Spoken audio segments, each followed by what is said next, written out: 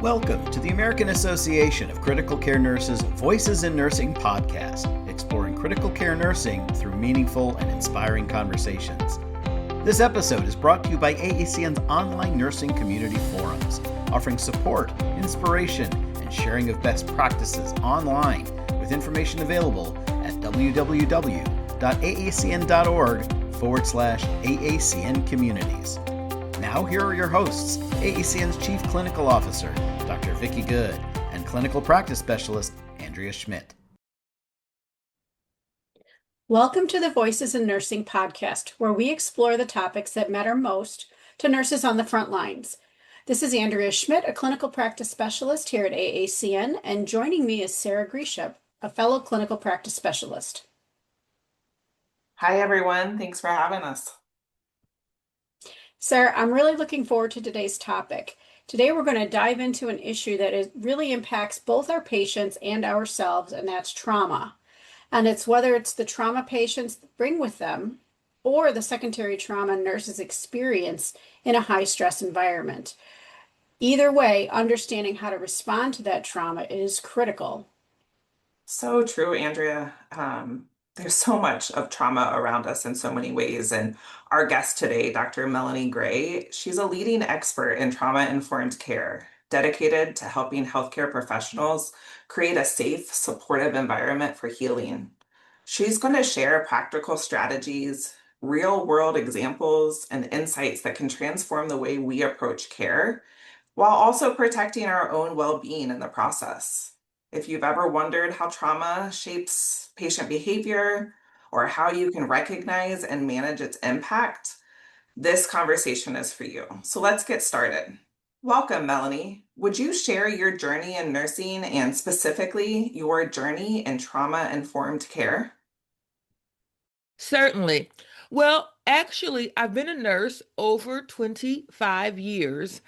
And I've had experiences at the bedside in nursing leadership, nursing education. And it was really throughout my career, you would say that I had a sign on my chest that says, "Tell me all of your business." And so I was kind of like that person everyone would express their challenges with, no matter what area of nursing I was in. And so during the COVID pandemic, when people were really stressed, nurses needed coaching, there was a lot of fear. I was with an organization that said, "Hey, Melanie, can you help us out? And can you?" That led me to a trauma-informed perspective. So then over the last 6 years, I've given myself to helping leaders and clinical nurses understand the impact of stress on our patients, on our team members, and to help leaders understand how to lead from a trauma-informed lens. You know, I feel like I'm meant to be here with you today because I am that person as well. And it doesn't matter if I'm at the hospital, the hotel bar, the airport lounge, I get everyone's stories. So I'm really excited to hear this. Yes.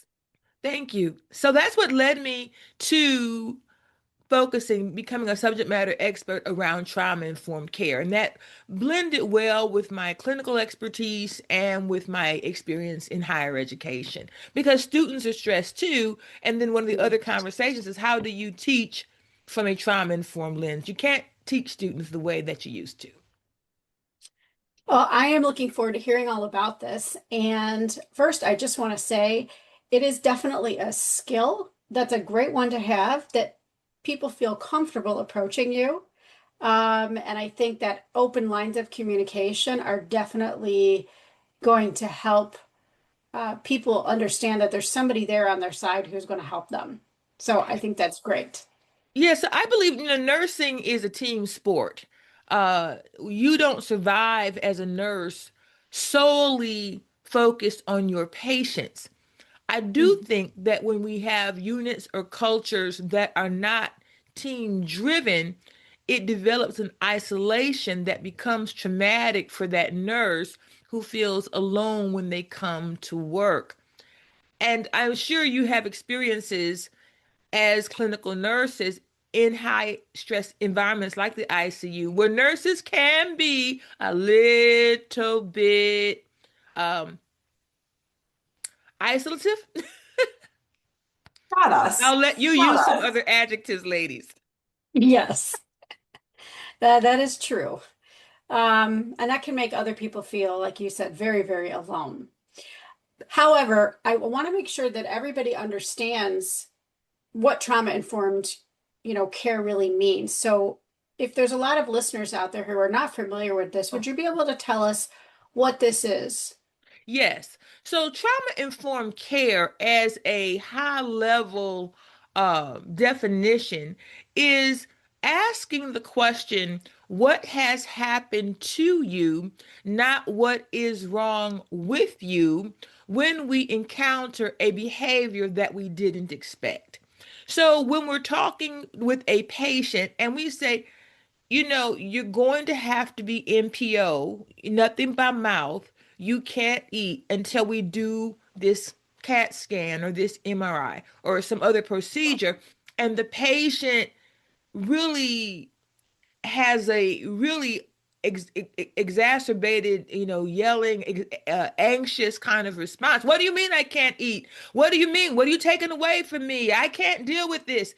Rather than saying, well, that patient's being a little special today and they're being non-compliant, we want to consider, well, maybe something happened in their life where they had experienced food insecurity. And so when they hear the word you can't eat, it triggers them. And so maybe we could change what we say rather than and say, well, you need this test and you won't be able to eat for this short amount of time. But let's talk about what you'll be able to have when you come back, and I'm going to have it for you. So rather than judging the patient, we understand what might have happened. When we're working with a new grad or a coworker, and perhaps they uh, didn't follow through or they were a little short with you, rather than judging that coworker, we might consider what's happening in their life. Did they have a bad experience last night with the patient? Have they had a bad experience in their clinical career? Are they taking care of their parent? Are they impacted by something going on with their kids? If you got a teenager, you can feel all kind of ways. You can You use this trauma-informed care on your You teenagers. can use it on your teenagers too, right? True. So people don't stop. And so, even when we're working with a physician or our leaders, we want to consider what may have happened so that we interact and engage with a heart of kindness and acceptance, not judgment, because we're so quick to judge because it gives us, in some instances, a quick answer. Oh, they're just, acting that way because we don't really know. This just brought up a memory for me of something that happened to a new grad that I had been precepting many moons ago, though. Um, and you know how many times you want to expose somebody to a procedure that, oh, we don't see this very often. We got to get in here. We got to watch this. This hardly ever happens, right? And so I thought she was ready, but I also was young myself and really didn't know any better. But I said, oh, you got to come and see this. We don't ever get gunshot wounds very often to the chest. We're going to open the chest. You need to come in and see this. And I remember at one point looking over and she was like standing in the corner of the room and like shaking. Now, I wish that these concepts had been out there back then because I would have been able to take her to the side and say, okay, are you okay? Or debrief with her. But that didn't happen. She came back to work maybe 3 days later. And after that, she was non-functional. She barely could do anything. And there were some toxic individuals that worked there. And then they started like saying things like, she's not a good fit, or she can't handle the pressure. She can't do this. And that put a wedge between her and the rest of the staff and made her want to leave the organization. I feel like stories like that, unfortunately, still can occur. They occur a I lot. think that perhaps I'm hoping what you're going to share today is how do you deal with a situation like I just explained, where if they do get exposed to something, what do you do about it so these things don't happen? Well, I'd like to answer that. So, one thing we can do, we have to remember that most of our hospitals have EAP programs, right? So, the Mhm. reality is we do have to do the work, and we're not psychological therapeutic clinicians, but we can guide people to the resources like EAP to sort out, to get the clinical help to help that team member sort out why did I react that way. Right, that's a professional that needs potentially professional support. And Mhm. nationally, it's said like less than 6% of the employees in the nation that have access to EAP programs use them. It's a really underutilized resource that we could guide someone to. I noticed that you had a hard time, you weren't the same after that experience. Can I share with you a resource that you can have, and it's totally private? The manager won't know, I won't know, and you can use it as much as you need to. It's part of your benefit package. I don't think we have those conversations. Some things do have to be unpacked clinically, and we have to Mhm. support people in that. I think that's a great point because I think we feel like we have to take it all on ourselves. And I think utilizing EAP is really great advice. And it's free.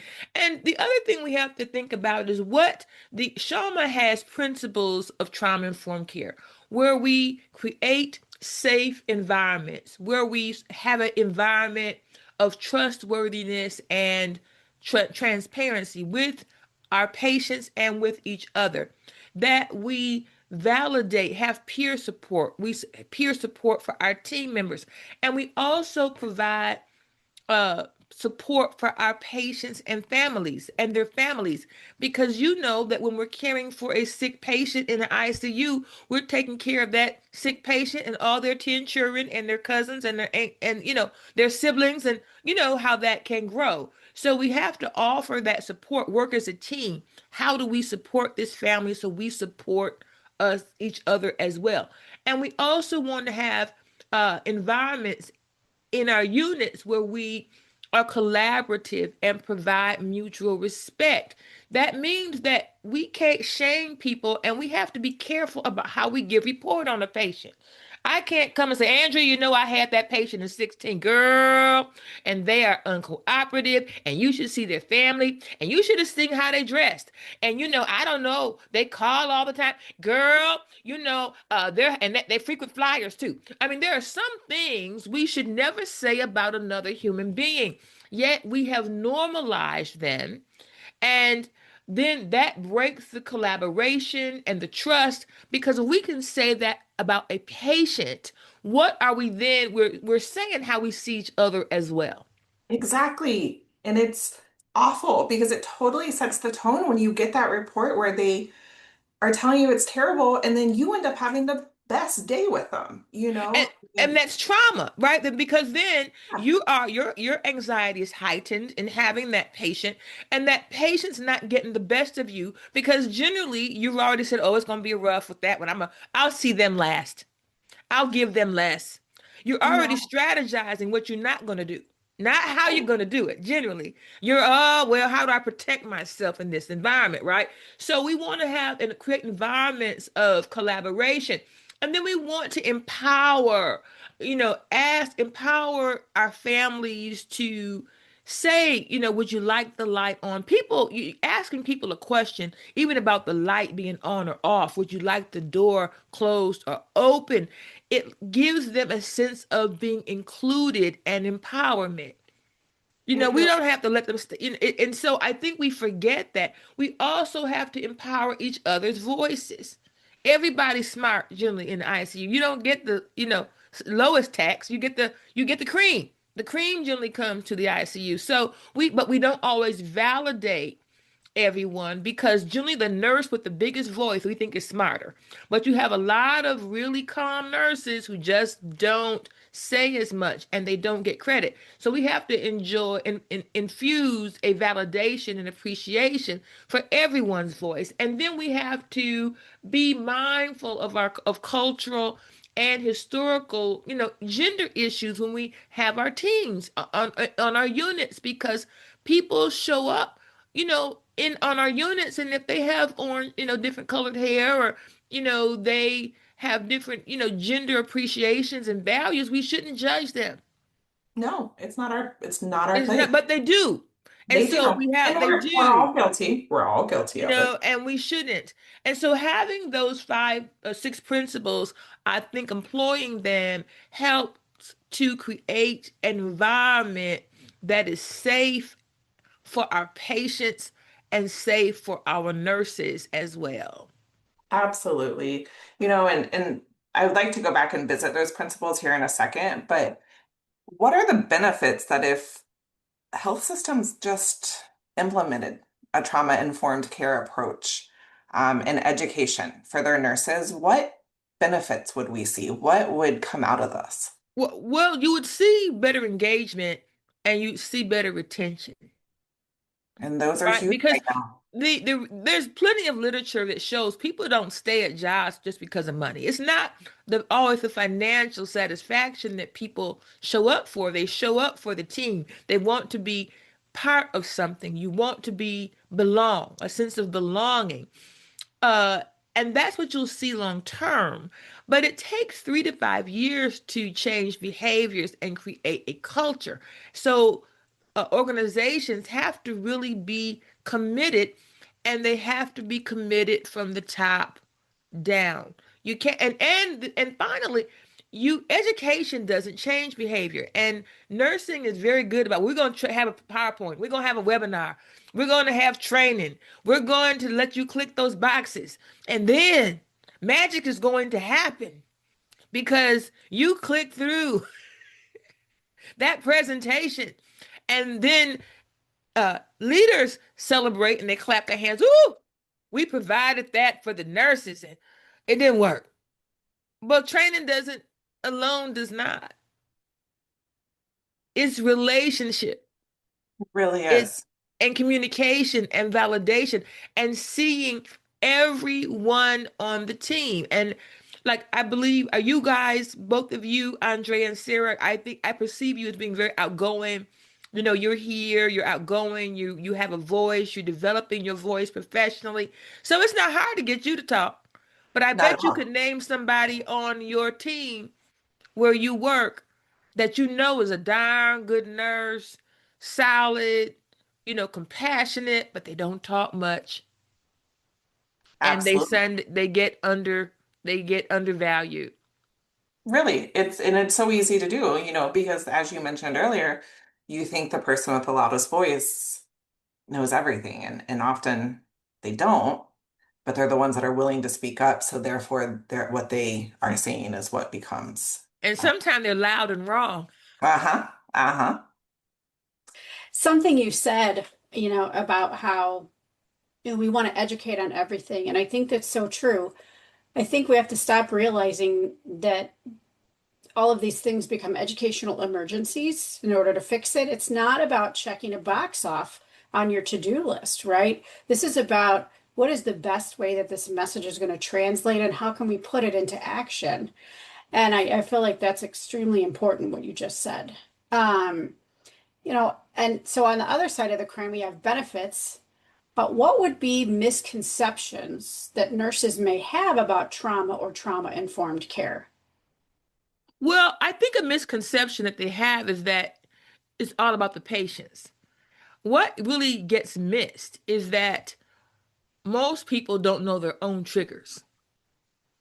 They don't know what triggers them not to show up or not to feel good, or what uh, lights up their anxiety. And so, because we're nurses, right, we carry it all. We have the broad shoulders, we have the super S on our chest.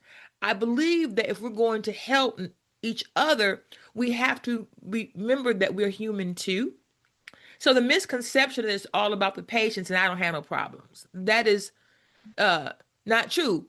The Center for Disease Control, even before the pandemic, estimated that over 67% of all Americans had had at least one adverse childhood experience.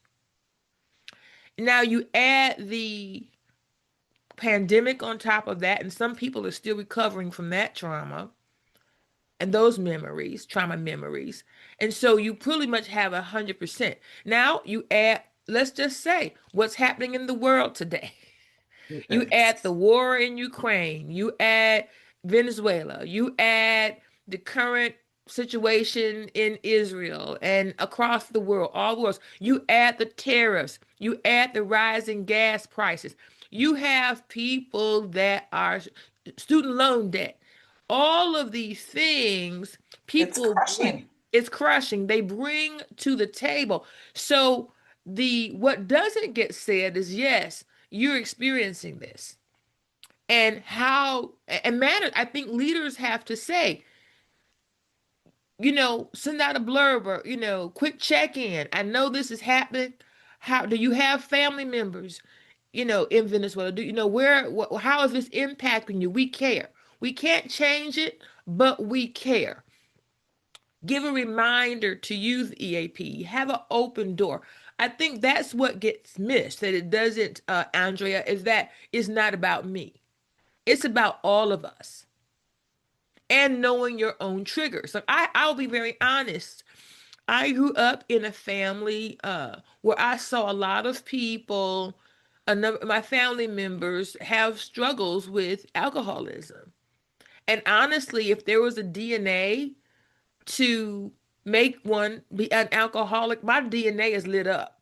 But I never was that person, But because of what I experienced, I always knew when I had a patient with struggling with ETOH, I had to tell somebody, I have this patient and I might need you to help me. Look, I'll put this IV in for you if you do my SIWA. I just need a break. Mm-hmm. And I wouldn't give the patient less, but I understood when what my triggers were. I think we have to help people and we have to be honest about that.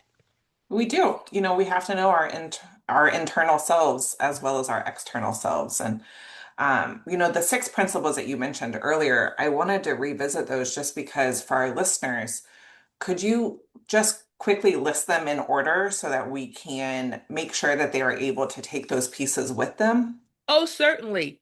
Safety,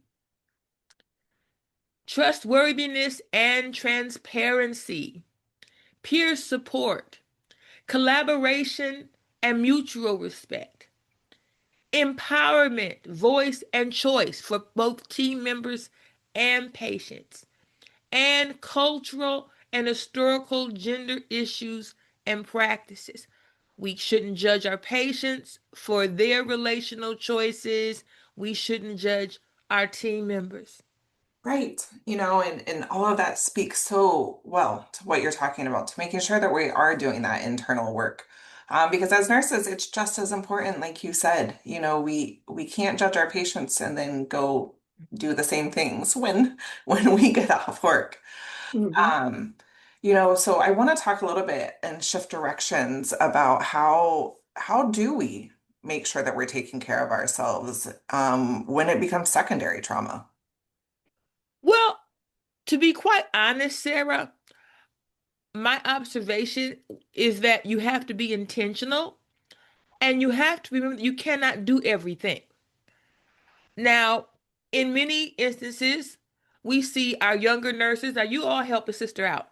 You see your younger nurses, we're doing 312s a week, and we're going to grad school, and we're trying to plan a wedding, and we are going on vacation, and we are, we're doing like too many things. And so when we come to work, we're a little short fused because we're tired. It's really hard. Just because you're doing 3 shifts doesn't mean that you have 4 days to just cram it in. So if you never take the break, if you're not intentional about rest, if you're not intentional about spending time with yourself, just having some quiet, because the illusion, and part of it's social media, the illusion that we've created is that if you busy, girl, you're not busy doing, or sir, ma'am or sir, if you're not busy doing 59 things, something wrong with you. And so people compare themselves on social media. Well, I'm not. I hear nurses tell me, Dr. Gray, I'm not doing enough. I just feel stressed because I'm not getting anything done. I'm like, well, how much more do you want to do? You're working a full-time job and you're in grad school. What are you feeling bad about? Well, I'm not traveling. Well, how much do you think you can do? There's this fallacy of achievement, and busyness does not mean that you are successful. Busyness does not mean that you're influential, or that you're rising financially. It says nothing other than the fact that you are busy and burning yourself out, because that's what burnout is when you never turn off. And so we have to be willing to turn off. You can't do all the overtime. You can't say yes. I know you want to help your unit out, but you have to sometimes say, no, I can't. Because self-care is intentional. It means you're making yourself a priority. It means that you're planning to thrive and you're planning to go the distance in your career and in your experience as as an ICU nurse. We have to be willing to have our own truth, but we're not still enough to know what that is quite often. So I hope I answered your question. 100%. And I'm totally guilty of that as someone who works full time and is going to school. And, Andrea reminds me all the time. So it's important. Thank you for that reminder. And thank you for giving our guests that reminder. Well, isn't achievements not a bad thing, right? But we have to pace ourselves in order to stay healthy. We do. And nurses are bad about that. Mm-hmm. That's for sure. I have a question. You mentioned the word secondary trauma for staff. And for our listeners, especially if the topic is new to them, is secondary trauma that I'm bringing with me from a previous experience outside of work, or something that happened at work, or maybe both? It could be both. It could be both, because your secondary traumatic experiences, those intrusive thoughts, become hyper vigilant, you avoid specific patients and situations, you have an emotional numbing, like I kind of did around ETOH. Oh, I kind of had that emotional numbness. I gotta do this. Okay, I'm doing this self-talk. I've got to do this. And then you have your vicarious. The vicarious trauma is the long term. So the secondary trauma could be what you're carrying from an immediate experience, a bad cold, a cold that went bad last week, and now you're carrying that immediate experience. And then you have the long term effect for that nurse who's been in your ICU for a long time. And then you begin to withdraw. Your feelings about the work have changed. You struggle to feel hope. Makes sense. Thank you for that. But life does happen, right? And so it does, experiences outside of work do color how we show up at work. Mhm. So if you have a neighbor who's experiencing uh violence in their relationship, partner violence in their relationship, and then you come to the ICU and you have a patient you're caring for that's been beaten, you can't necessarily separate those two, Mhm. right? No, that makes perfect sense. So in an instance like that, let's say something happens like that, what are some, simple, actionable steps that a nurse can take during their shift to kind of create an environment sensitive to that trauma? Well, that's where having a team comes in. Being able to say to your manager, look, my parent was in a bad accident and I lost my parent to a bad accident. I know from someone who was drinking, and I know this person that we're caring that I have is ETOH. They were got here because they were a drunk driver. I will uh, not accept the patient, but I'm going to ask to maybe only have them for half the shift. Or I'm going to say to, Andrea or Sarah, look, this is what's happened in my life. I might need your support on a couple of these rounds or turns. I think we have to be able to have those conversations and say, I need help. We don't like to say we need help. And younger nurses, in my experience, don't want to ask for help. And I've asked them numerous times, please help me understand why you don't want to ask for help. And 100%, I would say almost 100% of the time, do you know what the answer is? Mm-mm. I don't want to look No. stupid. Oh. It's so true. And And it's I'm Mm-hmm. like, but how? So I think we have to continue to reinforce that it's okay to ask for help. But first, you have to spend enough time with yourself to know what your triggers are, because it is not just the patient, it's us too. So that, because one of the traumas, the hospital traumas that we inflict upon patients is judgment. And we blame them for all the things that we know that they don't. Well, they should know that they came here for help. And they should know that I have to do this. And they should know that the test, what this, MRI means. Well, they don't know. They haven't gone to college. They are not you. And when people are stressed, they don't hear well anyway. So we have to, and they're sick too. They don't hear well. So we have to enhance our communication and be aware of how hospital trauma triggers patients, which then triggers behaviors that we could avoid. We want to avoid some behaviors, but we trigger patients, and then we're unhappy. Well, why do they act like that? That's not right. They're losing control, right? And Hmm. so this is their one way of trying to control something if they can. But, I think about what you said about asking for help. What if, sadly, and it happens, the environment you're working in, you ask for help and somebody's like, you know what, suck it up. We all had to do it when we were younger. That does still exist very sadly. So if somebody is in an environment that's a little bit more abrasive, and there's not that support, what do they do? How do they'll never ask for help again if they get that response.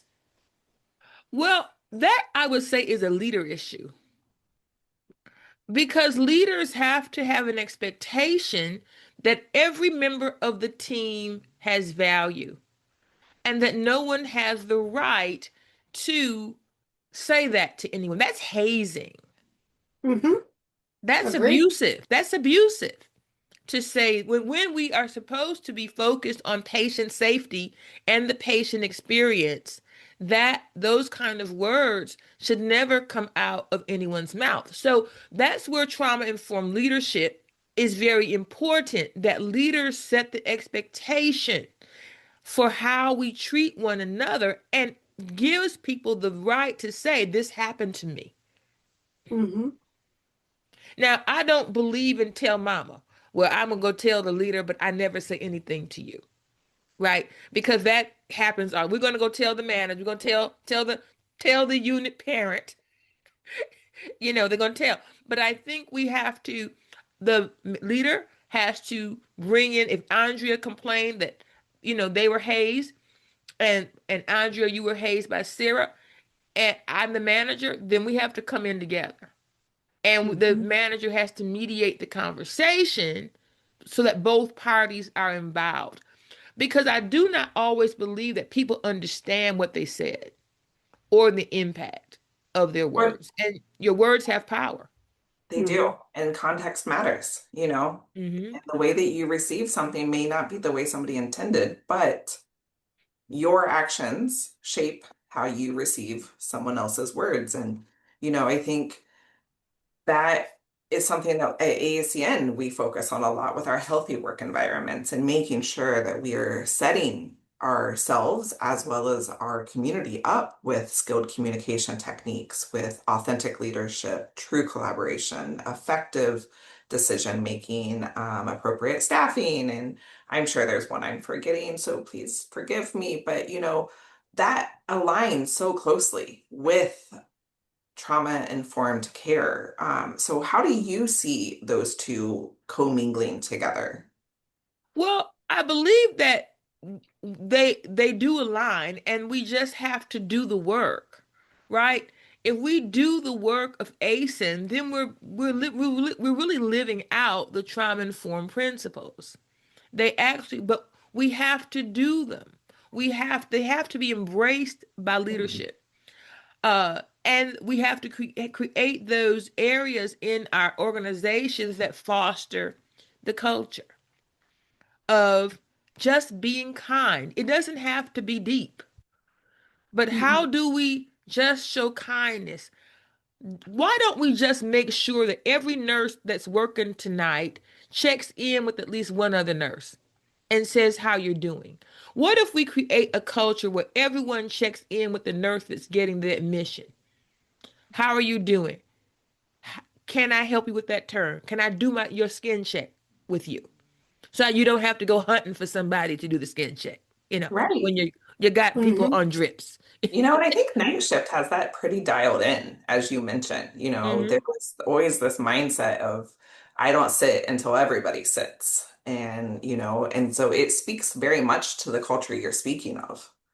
Yeah, and we have to do it. So I think it's those small things. I think we sometimes over strategize when kindness is free, right? What is the that is treat others as you want to be the golden rule. Treat people the way you want to be treated.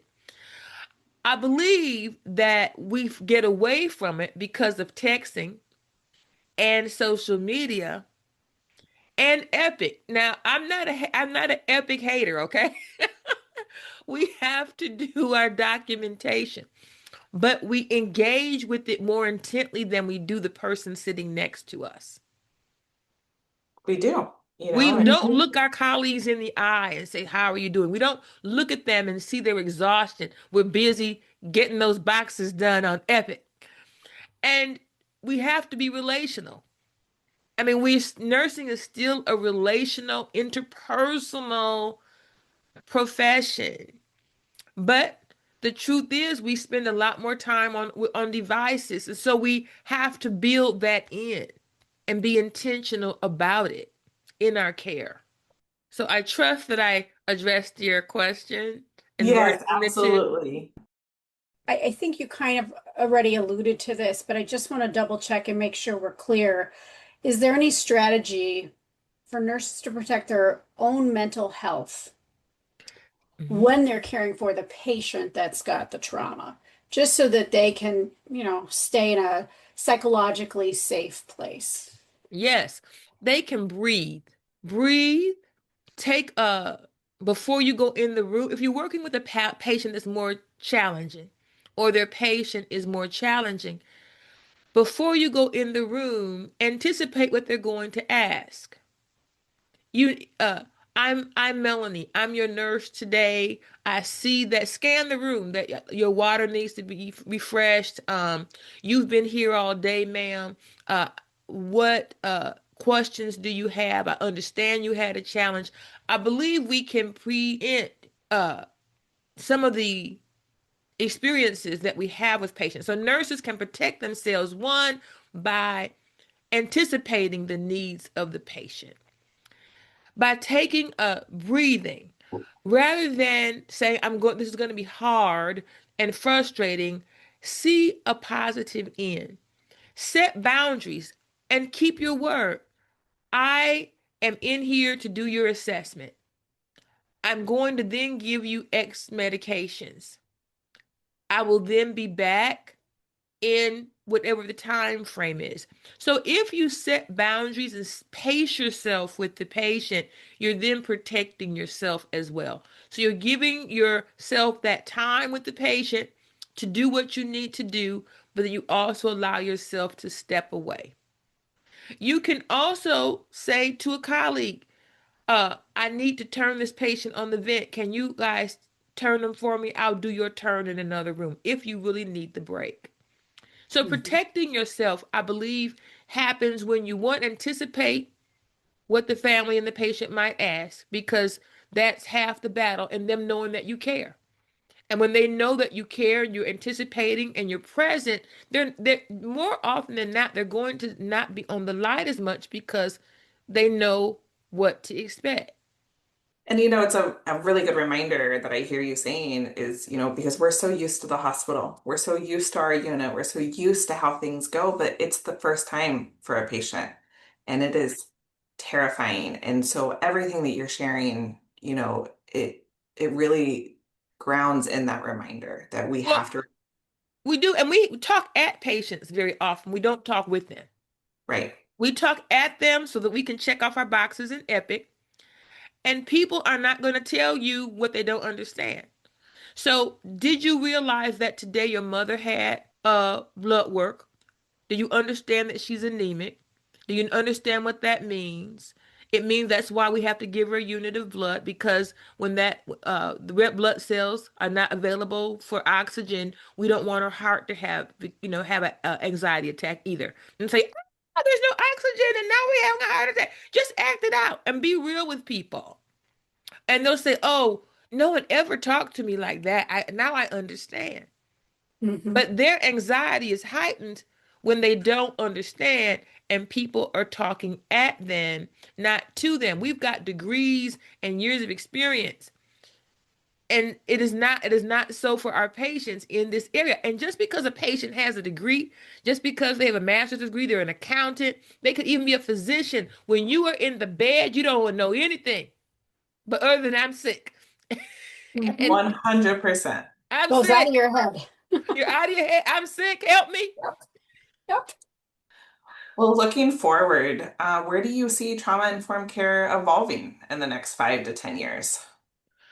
I see it evolving into nursing education, uh, because we have to teach our younger nurses earlier what trauma can look like so that we don't train them to create instances in which we abuse patients. There's a lot of healthcare abuse, healthcare trauma through procedures, through lack of communication, closing the door, not asking to patients if we can touch them before we do.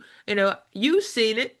A nurse goes in the room. I'm your nurse today. I need to do your assessment. And they start slinging their stethoscope all over the person without asking to touch them. For some people, that can be considered a abusive Mhm. instance. And the honest truth too is people are sometimes looking for ways and reasons to have a complaint. I mean Mhm. that's true too, right?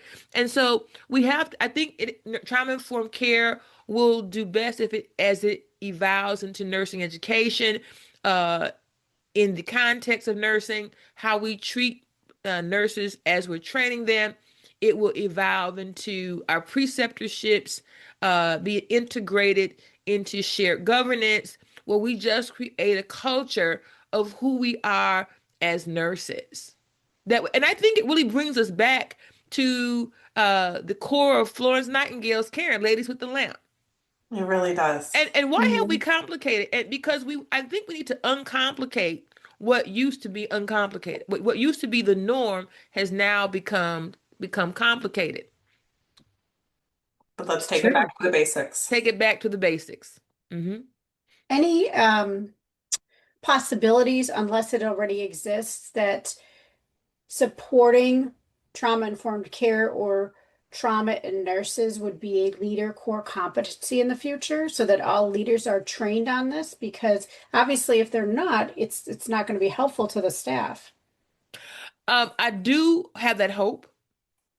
I have not seen in our executive nursing branches that it's being adopted as quickly as it is through ASIN and through the American Nurses Association, but I do hope that it will be.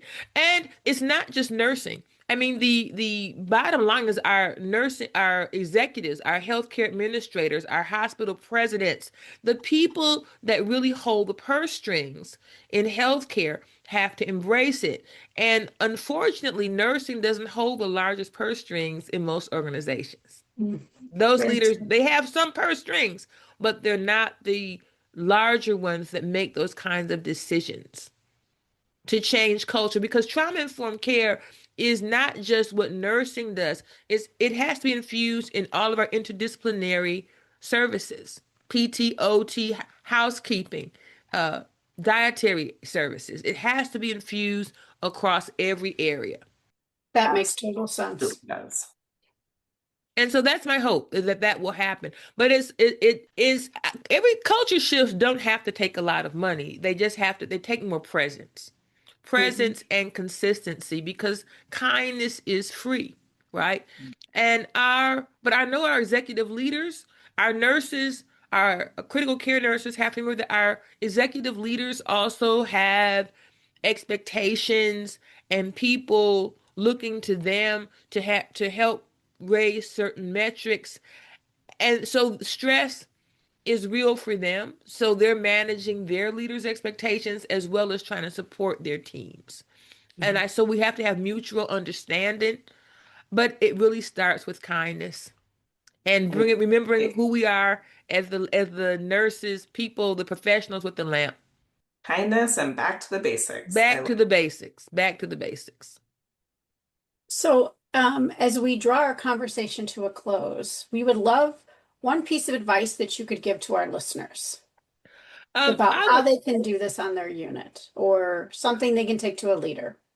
Well, I think they have to, one, be willing to name what they're experiencing. They have to be willing to name, I'm feeling anxious when I come to work. I feel anxious when I'm getting up, with patients on particular drips or on vents. They have to be willing to understand what secondary and vicarious trauma are and how they're experiencing it. And I think we have to give people the license to either step away, step back, or dial down. Are there opportunities where I can maybe be on shared governance and reduce my time on the floor? Are there opportunities for me to help with some quality and challenge, some quality metrics to reduce my time on the floor so that I have more energy, just so I can recover if you know that you need recovery time. But first, we have to be willing to say that, and we have to humanize ourselves in our practice. Think we can also access our EAP. We have to lift that up and let our team members know that it's a free service and it's totally anonymous. No one knows that you use it. It's there for you, because sometimes there's nothing wrong with professional help. We don't shy away from, getting our blood pressure taken. Antihypertensive is fine, but somehow there's shame in healing our heart, and there shouldn't be. And I think we have to advocate for our team. Leaders have to advocate for their teams, and our teams have to advocate. We have to advocate for each other. And remember that we are a team. Nursing is a team sport. It's a professional practice, yes, to care and provide quality care for your patients, but we're also a team. We're in relationship, and we can't forget that. And finally, know your code for calm each day. Do you need to dial back on the overtime? Do you need to cut back on school? Do you need to use your PTO? Do you need FMLA? Do you need non-continuous FMLA because you're caring for a parent or a sick child? Or do you need it for your own mental health? We have to be willing to be honest with ourselves so that we can get the help that we need and employ healing practices. I love it. I think my therapist is my best friend. I really enjoy the time that I get to spend with her. So I love that that's something you're promoting, and it goes so beautifully with the trauma-informed care and healthy work environment message. Thank you so much for spending time with us today and, sharing all of your knowledge and expertise. I think we could sit here for, a couple more hours and still only scratch the surface. Yes, we could. And to our listeners, thank you as always. If you have any feedback on this episode or have ideas for an episode that we should do, don't hesitate to email us at podcast@aacn.org. And as a bonus, Code Calm with Melanie Gray is a podcast that she is launching that you can check out wherever you find your podcast.